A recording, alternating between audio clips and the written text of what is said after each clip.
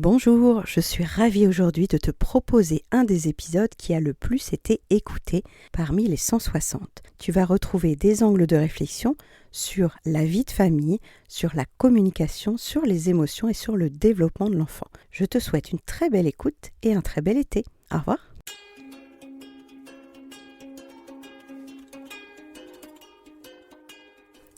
Bonjour, bienvenue sur Les Petits Plus Zen, le podcast pour faciliter et savourer sa vie en famille. Je m'appelle Séverine, je suis facilitatrice en parentalité après avoir été 22 ans professeure des écoles en maternelle REP+. Chaque semaine, je te propose ici des pistes et des thèmes approfondis sur la petite enfance, l'éducation et la communication pour que tu retrouves le plaisir des relations familiales sereines et épanouies. Une de mes missions est de t'aider à mieux comprendre et apaiser les émotions de chacun pour installer un équilibre entre tes besoins personnels et ceux de ta famille et enfin retrouver du temps pour toi. Je te partagerai aussi mon expérience en classe de maternelle, des découvertes apprises en formation et des outils inédits et actionnables facilement que j'ai créés au fil du temps à l'école et à la maison. Pour ne manquer aucun épisode, abonne-toi s'il te plaît sur ton application de podcast préférée et participe généreusement à la diffusion de mon travail en laissant un avis et une note de 5 étoiles. Pour plus de contenu, d'inspiration et de motivation, retrouve-moi aussi sur Instagram, Facebook et Clubhouse sous le nom Les Petits Plus Zen. Sur ce, je te souhaite une belle écoute.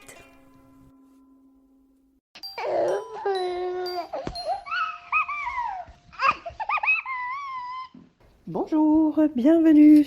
Je vous propose aujourd'hui de parler de nos peurs, donc les peurs du parent, les peurs de nos enfants, les peurs liées à leur santé, les peurs liées aussi à la façon de voir le monde. Parce que je me suis rendu compte assez récemment que c'est la façon dont on m'a montré le monde, moi, enfant, qui a impacté ma façon de le voir maintenant.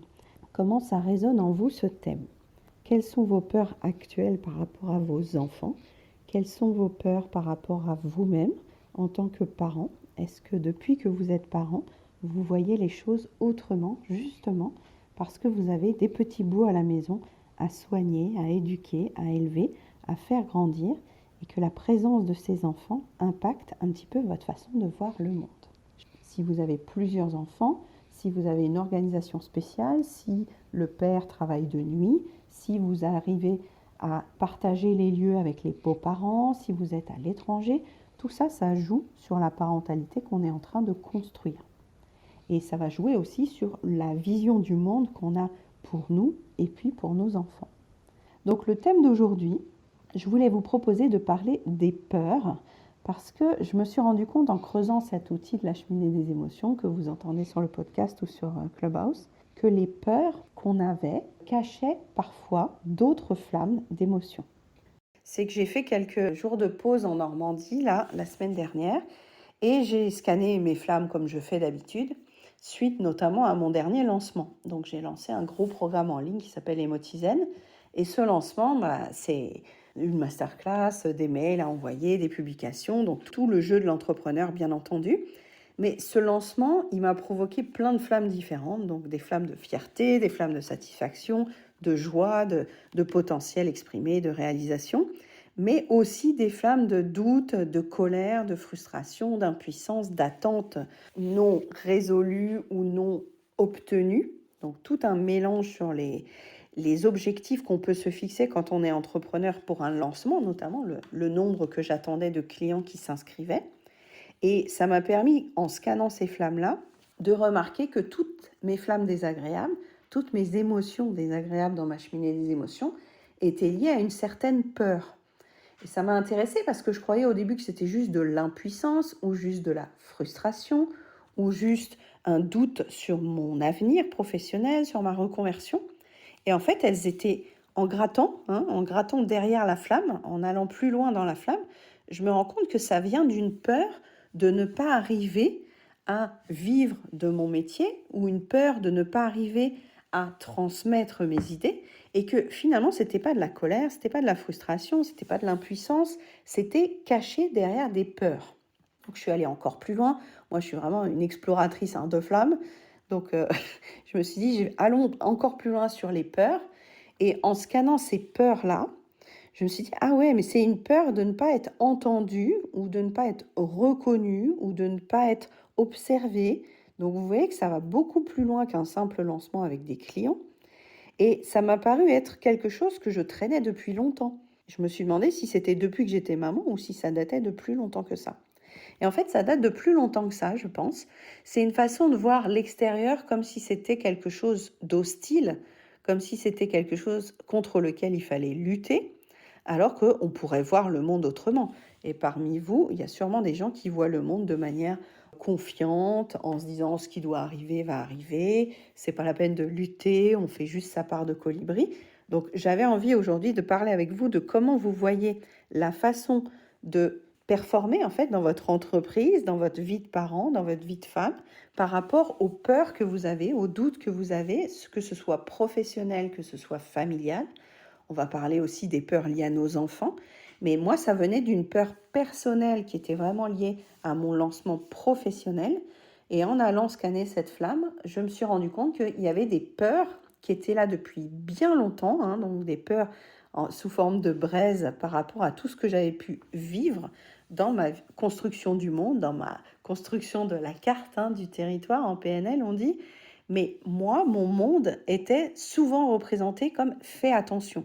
Fais attention, sois prudente, sois vigilante. Donc ça, c'est vraiment l'héritage émotionnel que j'ai reçu. La fonction de méfiance, de protection, de sécurité qu'on m'a transmis depuis que je suis petite.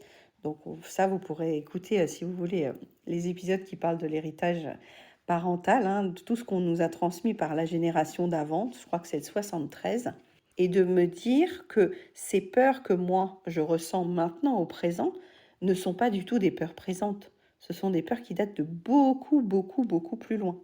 Ce sont des peurs qui datent de ma façon de comprendre que les actions que je fais vont avoir des résultats positifs ou des résultats négatifs, mais qu'en aucun cas les résultats négatifs remettent en cause ma valeur, remettent en cause mes actions, remettent en cause ma vision de mon objectif.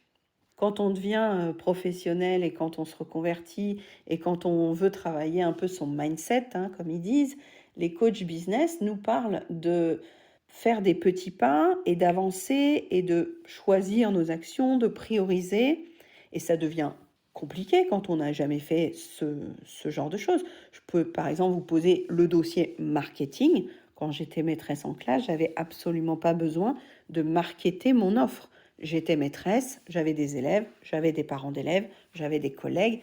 J'avais pas à convaincre qui que ce soit de la pertinence de mon offre ou de vendre mon produit. Et maintenant que je suis à mon compte, que je suis entrepreneur, on se retrouve dans une position où je n'ai pas peur que ça se passe mal dans ma classe, puisque je n'ai plus de classe.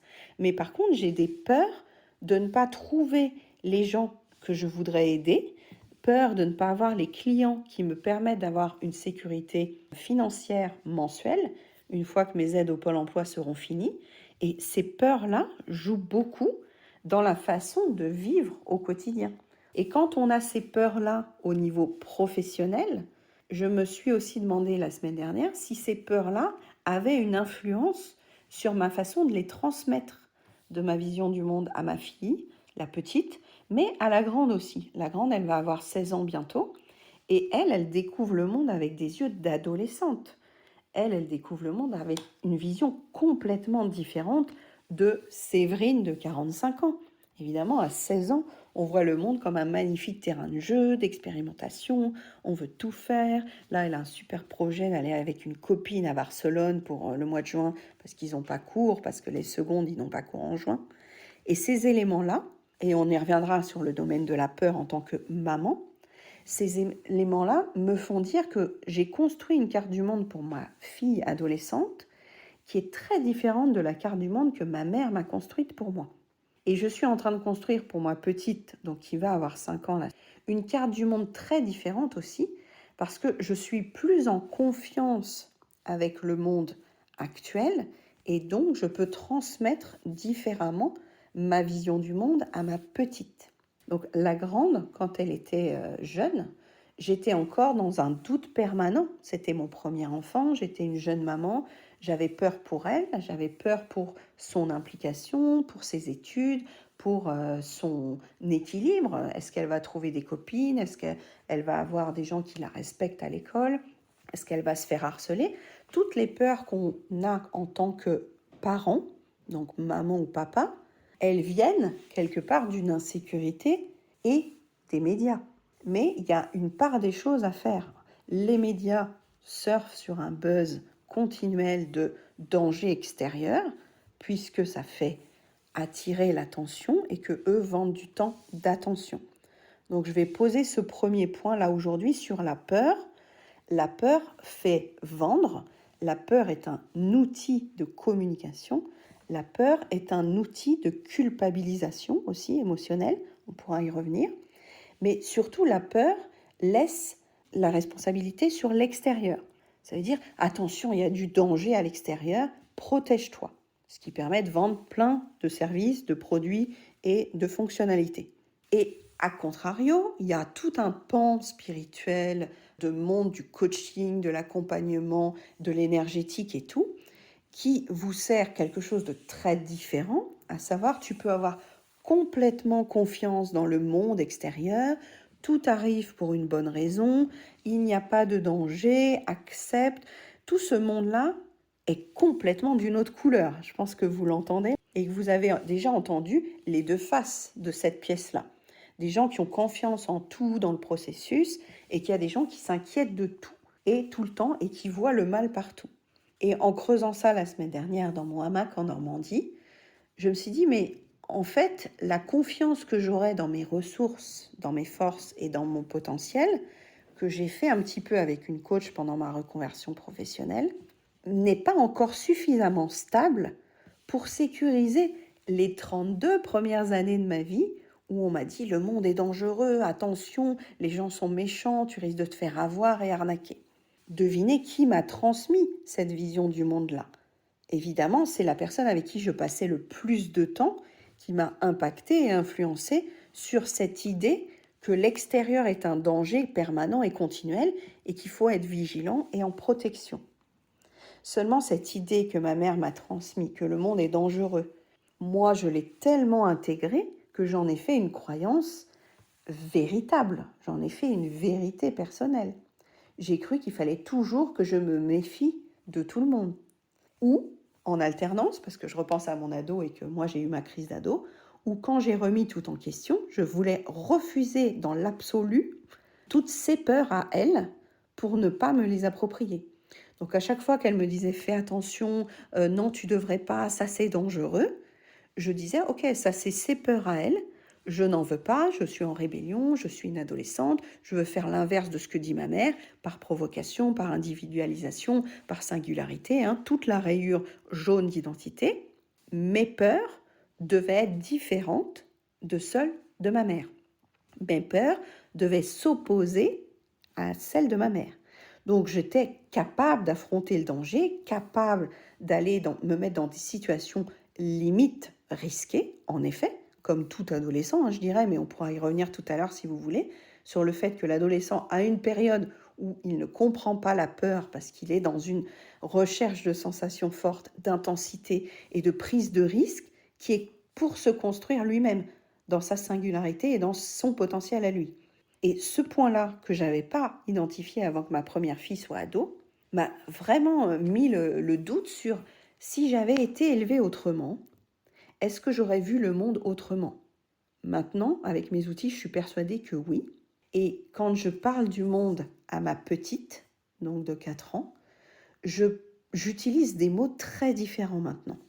J'utilise des mots qui sont dans le peut-être et dans le on ne sait pas, dans le c'est possible, dans le on verra, parce que je ne peux plus induire, comme on me l'avait induit moi quand j'étais petite, que tout est risqué, que tout est dangereux. Parce que ce n'est pas le cas. Et j'ai hâte d'entendre vos avis là-dessus. Tout n'est pas dangereux. Ça peut nous bousculer, ça peut nous secouer, mais je ne pense pas que tout soit dangereux. Et puis après, il y a le grand débat sur les choses qu'on choisit et les choses qui nous arrivent. Parce que les choses qu'on choisit, on peut peut-être appréhender des solutions, des stratégies, des plans d'action, ok, de manière très pragmatique, mais il y a des choses qui nous arrivent qu'on pourrait coder, étiqueter comme dangereux ou comme surprenante ou comme intensive ou comme un renouvellement, un défi. Et c'est en ça que le mot peur brasse une grande quantité de croyances liées à l'éducation qu'on a reçue sur le monde, je crois, de croyances sur ce qu'on projette sur le monde tel qu'on le connaît, nous, dans notre génération, mais qui va changer pour nos enfants. Donc on ne peut pas transmettre notre vision du monde, qui est déjà biaisée par celle que nos parents nous ont transmise, à des enfants qui vont eux-mêmes vivre dans un monde qui n'existe pas encore. Donc cette question de la peur, cette question de comment je vois mes peurs au présent, là, aujourd'hui, d'une façon rationnelle, un tant soit peu, on ne va jamais être complètement rationnel dans une émotion, pour ne pas transmettre la peur à mes enfants, à mes élèves. Mais la question, c'est, moi, mes peurs, comment je les observe de manière vraiment factuelle pour me raconter que cette peur, c'est toutes les pensées que je me raconte, ou il y a une partie de fait qui m'arrive et qui me met dans une telle insécurité parce que c'est nouveau, parce que c'est inconfortable, parce que j'ai pas immédiatement la réponse, et on va partir sur quel besoin ça nous tire, ces peurs-là, d'être suffisamment honnête en tant que maman pour voir que je n'ai pas régulé encore toutes les peurs héritées de mes parents, toutes les peurs héritées de mes moments difficiles d'adolescente ou toutes mes peurs créées par des moments difficiles, peut-être de reconversion, de rupture amoureuse. Toutes les épreuves qu'on a vues dans notre vie ne sont pas toutes complètement soldées. On a encore des braises de ces épreuves-là qui sont au fond de notre cheminée et qu'on pourrait aller explorer si on en avait le courage. Mais ces braises-là, en attendant, elles nous font formuler des choses à nos enfants, à notre entourage, qui n'est peut-être pas très factuel, qui est imprégné d'un ressenti, d'un inconfort lié à notre propre expérience. Et c'est complètement logique, puisqu'on élève nos enfants avec qui on est dans le traversée d'émotions et qui on est dans je refuse d'aller voir ce qui reste encore de cette émotion-là dans ma cheminée. Donc dans un premier temps, j'aimerais savoir comment ça résonne pour vous, cette petite présentation autour des peurs héritées de nos parents, les peurs qu'on transmet à nos enfants sur le danger du monde, sur les risques qu'ils vont avoir, sur l'autonomie et la puissance qu'on essaye de leur transmettre, même si on ne contrôle pas tout ce qui va leur arriver dans leur vie. Donc il y a cette zone d'impermanence, on avait fait toute une room là-dessus que j'ai encapsulé dans un podcast, c'est l'épisode 67 sur l'impermanence, si vous avez envie de l'écouter. À ce moment-là, se dire qu'est-ce que je transmets comme peur du monde à mes enfants, qu'est-ce qu'ils ont déjà comme peur eux-mêmes qui sont classiques, on va dire. Votre enfant qui a peur des chiens, c'est normal, c'est légitime, c'est classique. Ça se dépasse, ça s'explique, ça se comprend. Et la manière d'accompagner la peur de nos enfants, il y a plein de protocoles à mettre en place dont on pourrait aussi discuter. Mais ce point de départ, là, c'était de voir que nos doutes actuels sont peut-être liés à une façon de nous présenter le monde, d'une façon de nous expliquer le monde qui nous l'a fait passer comme étant hostile, dangereux, risqué, qu'on doit se méfier, dont on doit être vigilant.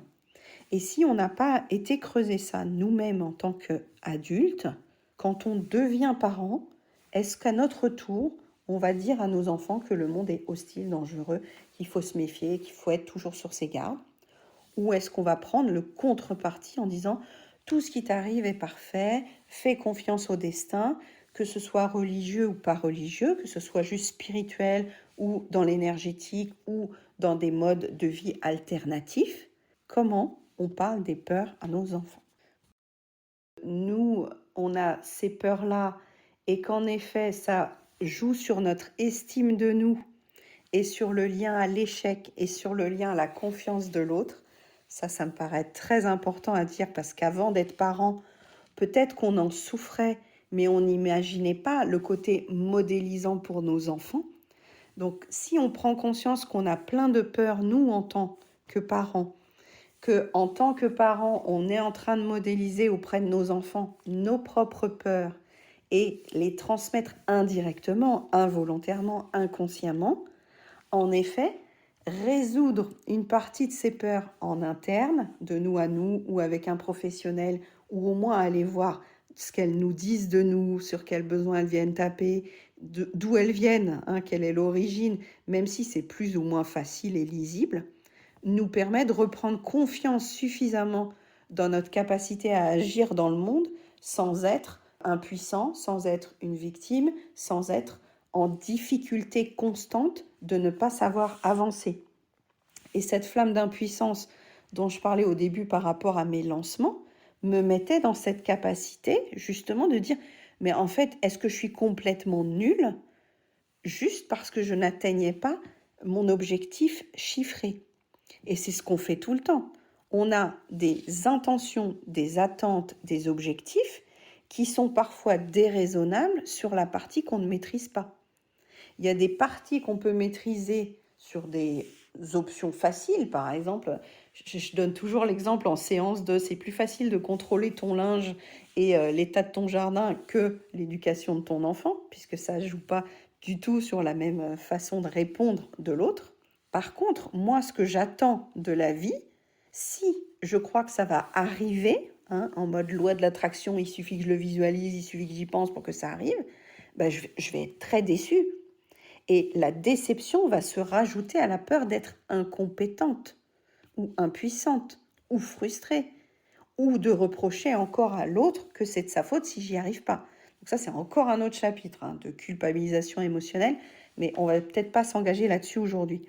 Mais si je n'ai pas confiance dans mes capacités, si je n'ai pas confiance dans ce que ça va donner à long terme, et j'insiste sur le long terme, je ne peux pas transmettre à mon enfant que lui aussi peut rater, peut échouer, peut avoir des expériences désagréables, peut ressentir des émotions désagréables, peut être en difficulté sans que ça remette en cause son fonctionnement intérieur, son potentiel intérieur ou même mon amour inconditionnel. En parlant aussi du fait qu'on alarme nos enfants sur le attention, fais pas ci, attention, tu vas tomber, qui sont complètement des projections de nous, nos peurs, de ne pas vouloir affronter la conséquence d'une chute, la conséquence d'un accident, et ce qui est logique, ce qui est normal. Personne n'a envie que son enfant se fasse renverser en vélo sur la route. Mais la façon dont on va le formuler, c'est que si on est sur attention, on envoie juste notre décharge émotionnelle parce qu'on a, nous, compris les conséquences de son action. S'il continue comme ça, il peut y avoir un tel danger qu'on va être en difficulté de résoudre ce danger-là. Lui, il va être en danger, nous, on va être en danger, ça va être inconfortable pour tout le monde. Donc, on veut éviter d'avoir à ressentir et vivre tous ces événements-là. Donc, on lui balance un attention en prévention. Sauf que le jour où on ne sera pas là, le jour où ils seront ados, le jour où ils seront adultes, ben, tout ça, ça aura été introjecté et il y aura des attentions qui vont sonner tout le temps. Comme moi, on m'a transmis le « non, n'y va pas, tu sais pas faire, laisse faire les autres ». Ben oui, mais le jour où j'aurai à faire moi-même, il faudra bien que j'essaye, il faudra bien que je me rate, il faudra bien que je tente. Donc laissons tenter en toute sécurité plein de choses à nos enfants qui puissent s'approprier la compétence, le potentiel et surtout l'estime d'eux de réussir quelque chose. Si on leur dit toujours c'est pas comme ça, vas-y laisse-moi faire, t'es pas assez rapide, non là ça va pas assez vite, je vais le faire à ta place. Et il y a beaucoup de parents qui font à la place de leur enfant en pensant gagner du temps, alors qu'à long terme, si on fait à la place de nos enfants et si on minimise leur progrès, leur effort, leur potentiel, ou qu'on leur dit c'est pas assez, c'est pas comme ça, t'aurais pu faire mieux, tout ça, ça s'installe comme discours intérieur. Tout le petit hamster là, qui va leur sortir toutes ces phrases quand ils vont grandir, ils vont entendre je suis pas assez fort, je fais pas assez bien, c'est pas terrible ce que je fais. Ça va devenir pour eux, malheureusement, des croyances qui leur paraissent réelles. Et dans le choix de nos mots, tout ce qu'on va poser comme mots à nos enfants vont créer une carte du territoire pour eux qui n'est pas toujours bienveillante, qui est plutôt le danger est là, le danger est extérieur et tout. Véhiculer que le monde serait dangereux, ça pourrait induire que tu vas toujours être en vigilance, tu n'auras pas ce que tu veux à la limite. Donc tu vas être frustré. Parce que si tu vas être frustré tout le temps, En gros, tu ne pourras pas vivre de bon côté. C'est la nuance qui manque dans cette discussion. Oui, tu vas vivre des émotions inconfortables. Oui, il y a des moments où tu vas échouer, mais les échecs, déjà, tu n'es pas obligé de l'appeler ça échec. Tu peux appeler ça expérience. Tu n'es pas obligé de dire c'est des fautes. Tu peux dire c'est des choses qui ne sont pas abouties. Et tout ce qu'on dit maintenant à des gens en formation professionnelle serait tellement utile à l'école dès la maternelle de leur dire essaye, vas-y, tu vas y arriver. Tous les champions, ils sont entraînés pour réussir. Donc faisons confiance à nos enfants sur le fait qu'ils vont, oui, se tromper, qu'ils vont être frustrés, qu'ils vont se sentir mal, qu'ils vont avoir peur de rater. Et la peur de rater, là, sur l'estime de soi, combien d'enfants autour de vous ont dit « j'y arrive pas, je suis nul, je sais pas faire » et qui laissent tomber avant 5-6 ans parce qu'on les a pas encouragés à rater. On va pas lui dire « vas-y, rate », mais vous voyez que l'idée, c'est n'aie pas peur d'essayer. Ose, passe à l'action. Surtout si tu en as envie. Parce qu'après, c'est des enfants qui n'ont même plus envie d'être motivés, puisque quand ils se sont motivés les dernières fois, ils ont été évalués comme ratés leurs expériences. Et ça peut être très difficile pour un enfant de se dire j'ai essayé, j'ai raté. Mon parent n'est pas content de moi. Donc j'ai peur de réessayer puisque je vais encore rater. Et on a, nous, en tant qu'adultes, parfois du mal à se lancer dans un nouveau projet parce qu'on a peur de rater, parce qu'on a peur de ne pas réussir du premier coup. Heureusement qu'on ne réussit pas du premier coup tout, on s'ennuierait quand même drôlement. On a envie d'y arriver avec facilité, légèreté et de manière un peu régulière parce que ça flatte notre estime, parce que ça flatte nos compétences, parce qu'on se sent plus serein de se dire ça j'y arrive, ok, je reste bien dans la zone où j'y arrive parce qu'au moins ça ne me met pas en danger, ça ne me met pas en inconfort. Mais si on change notre rapport à l'inconfort, si on change notre rapport au danger en se disant ok, ça c'est très inconfortable, j'admets. Là j'ai peur, j'admets. Là je ne sais pas ce qui va arriver, j'admets. Si nous, en tant que parents, on pouvait le ressentir en disant « c'est très inconfortable la situation, je ne sais pas si je vais réussir ce projet, je ne sais pas si la personne en face va dire oui, dire non », et d'admettre devant nos enfants, qu'ils soient ados ou petits, qu'on ne contrôle pas tout et qu'en effet, il va y avoir des conséquences plus ou moins agréables sur notre chemin. Et ça me paraît plus intéressant que de dire à nos enfants « méfie-toi de tout le monde » ou « tu vas pas y arriver du premier coup, ce sera dur, ce sera long, ce sera difficile », comme s'il fallait en chier pour réussir quelque chose tout le temps. Et j'aime pas non plus dire que ce sera fluide et qu'il y aura des paillettes et des licornes, parce que c'est pas le cas. C'est pas le cas pour nos enfants, c'est pas le cas pour un métier en reconversion, c'est pas le cas pour même de l'accompagnement à la parentalité. Il y aura des étapes, il y aura des paliers, il y aura toujours des moments difficiles quand on va dire aux autres « qu'est-ce que tu as comme projet ?» Qu'est-ce qu'on fait avec les gens qui n'ont pas encore les mêmes compétences que nous? Est-ce qu'on les encourage? Est-ce qu'on les décourage? Est-ce qu'on donne une vision du « ça va être difficile, mais tu peux y arriver » ou « tu ne sais pas le faire encore, mais tu vas apprendre ». C'est vraiment notre rapport à l'échec, notre rapport à l'erreur, notre rapport à la construction permanente de nos savoirs, de nos compétences et de nos potentiels qui n'est pas dans l'évaluation classique de l'éducation nationale.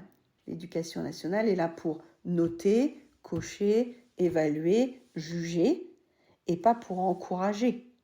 Donc certains courants commencent à faire le job, mais si on dit à nos enfants, là, tu as eu 4 sur 10 en histoire géo, oui, c'est pas accompagné émotionnellement de, pour l'instant, les compétences sont pas à la hauteur de ce que tu attendais, la note reflète pas ton savoir, peut-être que ta formulation peut être améliorée. Ça, c'est des pistes concrètes, c'est des lamelles pour leur éventail de stratégies, pour se mettre à jour, pour avancer, pour avoir une meilleure note la prochaine fois. Mais qu'est-ce qu'on propose aux gens qui ont peur? Qu'est-ce qu'on propose aux gens qui sont prostrés parce qu'ils ont fait des expériences difficiles, que ce soit familiales, que ce soit professionnelles, que ce soit émotionnelles, au lieu de leur dire « t'as raison, le monde est hostile, le monde est dangereux ».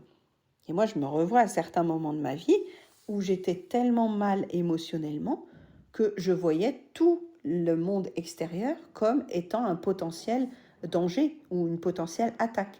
J'étais revenue à la croyance infantile qu'on m'avait transmise en disant bah oui, bah j'arriverai jamais, je peux faire confiance à personne, on peut compter que sur soi-même, quand je fais confiance, je suis trahi, quand je suis confiance.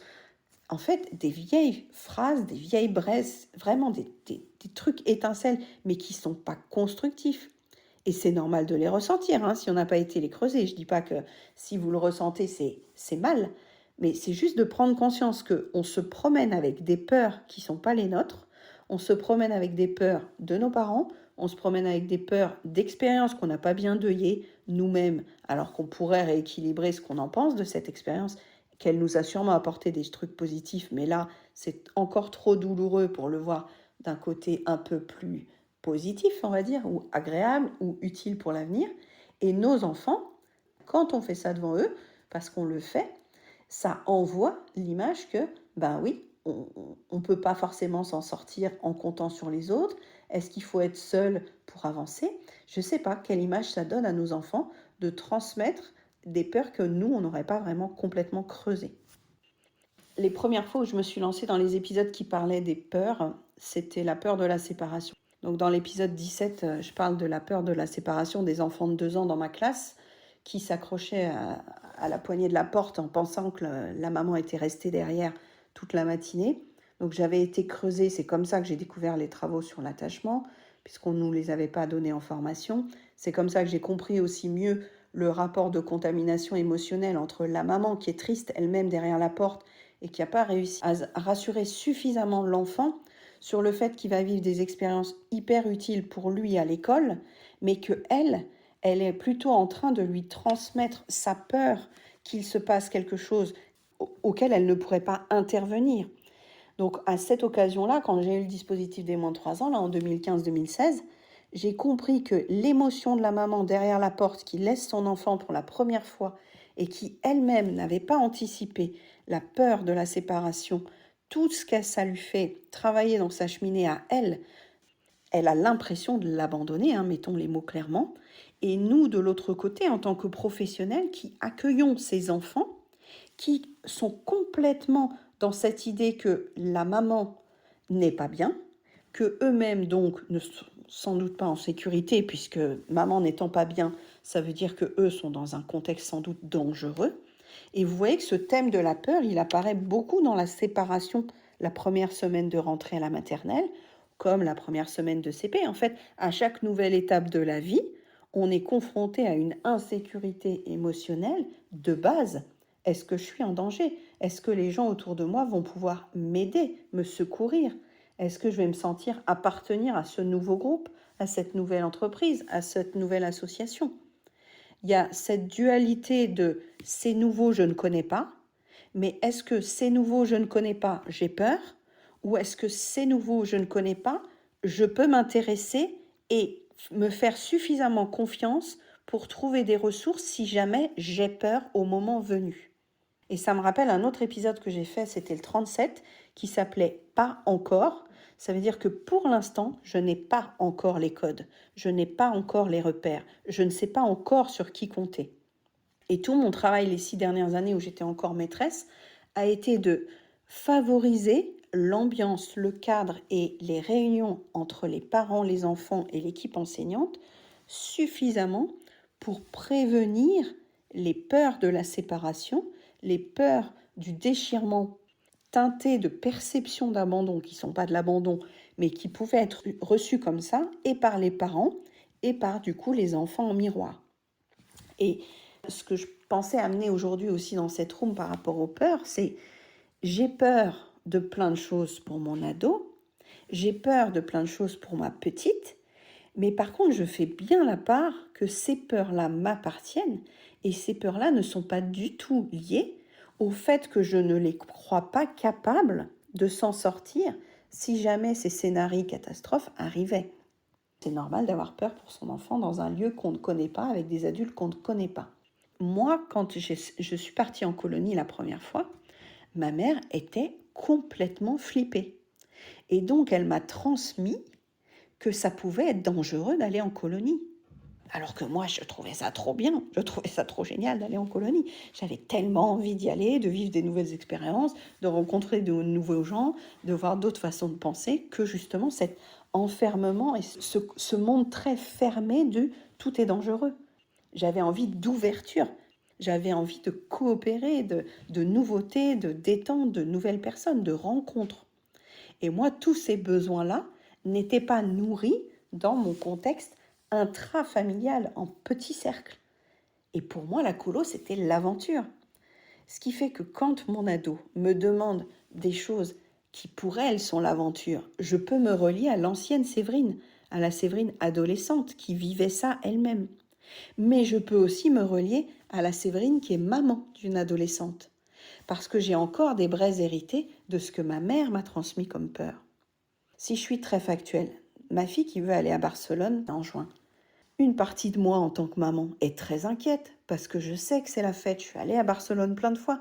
Je sais ce qui se passe après 22 heures, qu'il y a des mecs qui traînent, qui boivent, qui fument, qui dealent. Mais comme partout, ce serait aussi le cas dans certains quartiers de ma ville. Donc le fait qu'elle aille à Barcelone n'est pas une amplification de mes peurs. C'est juste que ma peur, elle est là parce que je m'inquiète de sa sécurité, de ses fréquentations. Est-ce qu'elle saura se sortir d'une situation difficile alors qu'elle n'aura pas encore complètement 16 ans? Est-ce que je me sens responsable de ce qui va lui arriver? Est-ce que je me sens capable d'anticiper les émotions dans lesquelles je me retrouverais si jamais il lui arrivait quelque chose de grave? Donc là, on est complètement dans ma cheminée, dans mes flammes d'émotions, dans mes besoins de maman d'être rassurée. Sauf que ce que j'oublie en faisant ça, c'est l'autre côté de la colline de ma fille. Ma fille veut vivre des expériences, ma fille veut tester son potentiel, ses compétences. Donc moi, ma peur qu'il lui arrive quelque chose de grave, elle serait la même si je laissais Sienna au milieu d'un parc toute seule et qu'elle ne connaisse personne.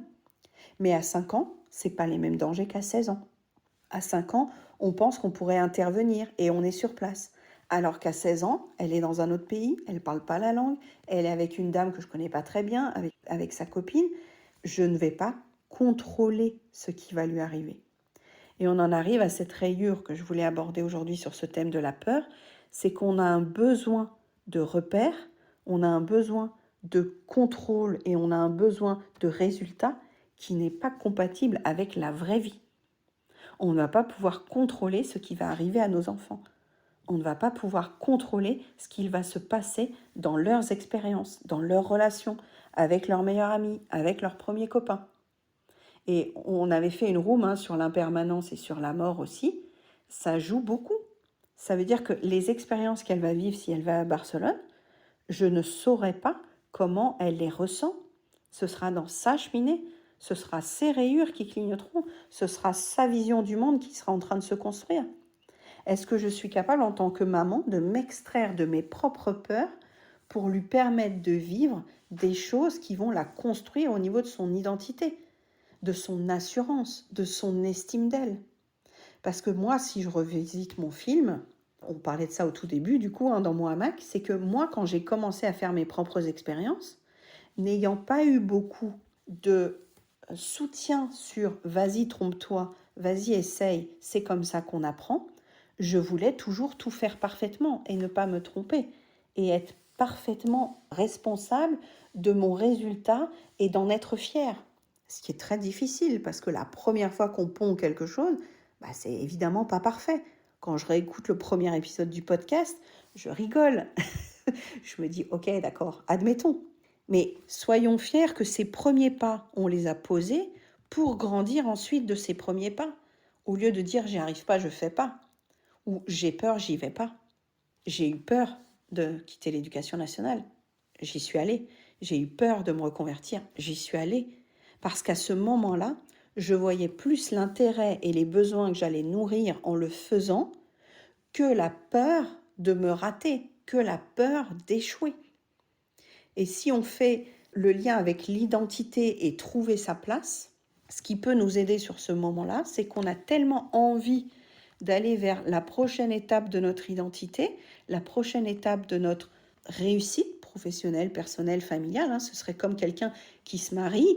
Quelqu'un qui se marie, waouh, ça a l'air d'être définitif, une grande étape.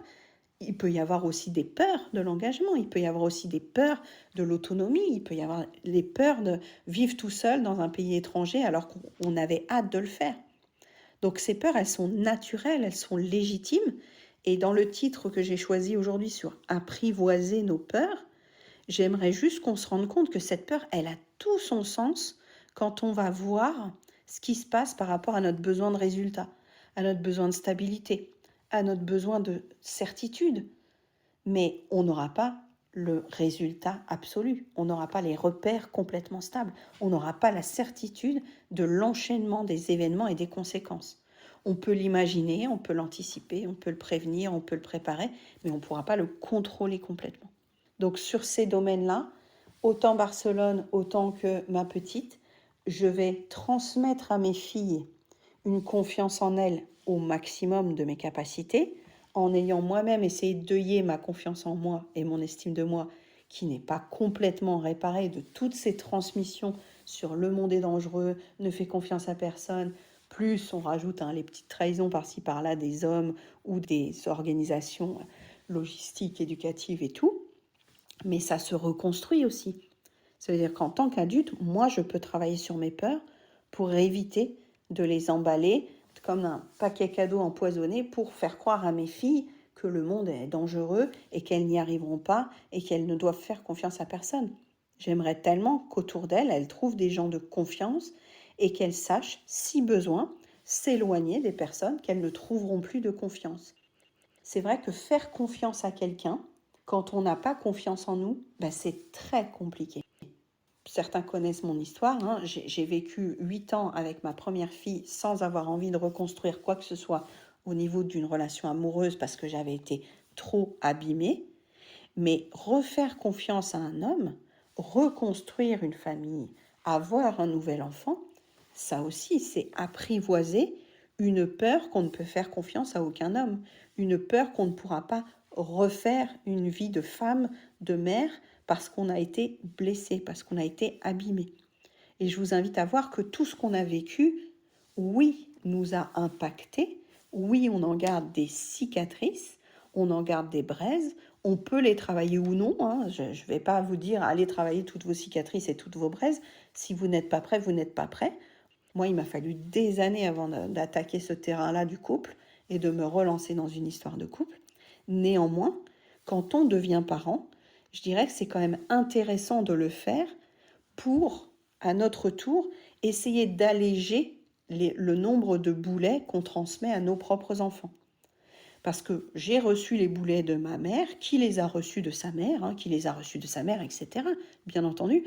Et j'ai transmis déjà des boulets à ma grande, j'ai transmis des boulets à ma petite, mais que j'essaye d'alléger au maximum en tout cas, même si c'est pas parfait, même si c'est difficile. J'étais montée sur une structure hyper haute, une sorte de toile d'araignée qui était à plus de 5 mètres, mais je voyais que c'est moi qui étais en train de me faire pipi dessus de peur, tellement j'imaginais la chute. Et au lieu de faire confiance, et c'est pour ça que j'ai créé la reformulation positive pour les mamans que j'accompagne, c'est qu'au lieu de m'inquiéter des conséquences d'une chute, de me reformuler, elle a envie de monter, elle est capable de monter, elle sait se tenir, elle va faire attention à elle, je serai là s'il y a un problème, de reformater une partie de mon émotion de peur au lieu de voir que ce qui va arriver de mal et de voir que ce qui va lui arriver de dangereux. Moi, j'étais maman solo à cette époque-là, et quand elle montait sur les structures, je serrais les fesses, parce que c'est moi qui avais peur, et je ne voulais pas la contaminer avec ma peur. Et quand j'ai été en Normandie les premières fois toute seule, et que mes grands-parents étaient plus là, j'ouvrais la maison, et donc il y avait des araignées partout. Et j'avais cru que j'avais peur des araignées, et à un moment, je me suis dit, ok, tu es toute seule dans la maison, il y a des araignées partout. Donc Séverine, il va falloir à un moment que tu te raisonnes, parce que des araignées, elles sont dans la maison. Donc là, tu vas accepter le fait qu'il y a des araignées, tu peux en avoir peur ou tu peux arrêter d'en avoir peur, mais elles sont là. Et je ne vais pas dire que j'ai arrêté d'avoir peur des araignées, ce serait vraiment trop résumé.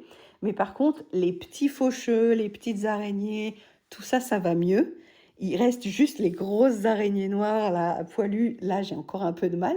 Mais j'ai rationalisé une partie de ma peur en me disant, Bon, ça ne me rend pas service là d'avoir peur des araignées parce que cette maison, quand je viens l'ouvrir, elle a passé plusieurs mois toute seule. Je dois faire le ménage, je vais avoir des araignées dans les cheveux, sur moi, quand je balaye et tout. Et ça m'a permis, sur ces points précis, le vertige, les araignées ou une invitation chez quelqu'un à dormir, tu vois, j'étais pas très chaude parce que ma mère m'avait transmis, il y a toujours un risque et tout, ça rappelle avec la communication qu'on avait eue avec Kikisha. Oui, ces peurs-là, les médias nous les imprègnent avec tous ces faits divers horribles qu'on voit, des choses qui arrivent. Et c'est vrai que ponctuellement, il y a des choses horribles qui arrivent. Mais on va pas forcément transmettre tout ce qui peut leur arriver d'horrible, parce que notre intérêt ultime, c'est de leur faire confiance suffisamment et qu'ils aient confiance dans leur propre capacité pour se sentir eux-mêmes en sécurité, même si on n'est pas là.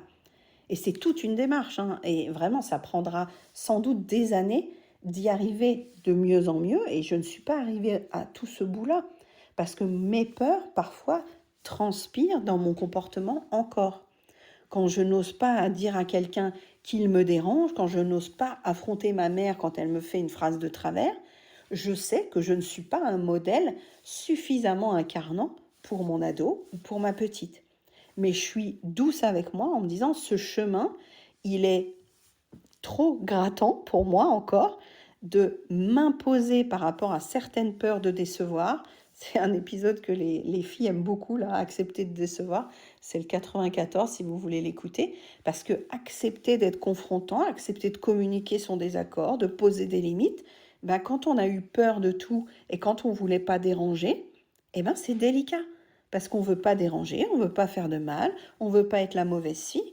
Mais si je ne suis pas la mauvaise fille, si je ne dérange pas, si je ne dis pas ce que je ressens, je ne suis pas quelqu'un d'aussi incarnant que je le voudrais pour mes filles.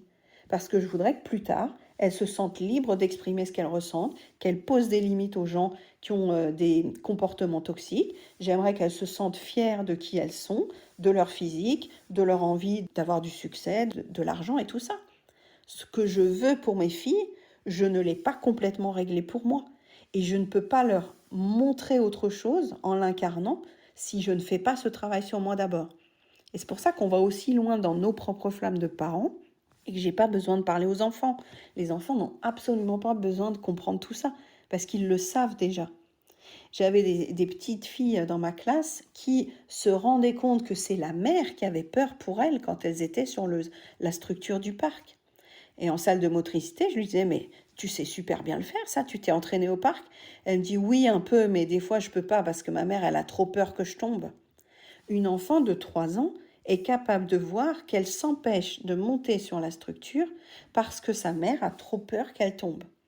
Vous voyez ce que ça peut donner dans la tête d'un enfant qui se limite par contamination émotionnelle de son propre parent. Et on le fait, hein, indirectement, inconsciemment, mais les enfants ne sont pas dupes de ça. Pour garder notre amour inconditionnel, ils ne vont pas aller dans nos peurs, alors que ça coupe une partie de leur champ d'action. Siana, elle a très peur des chiens en ce moment.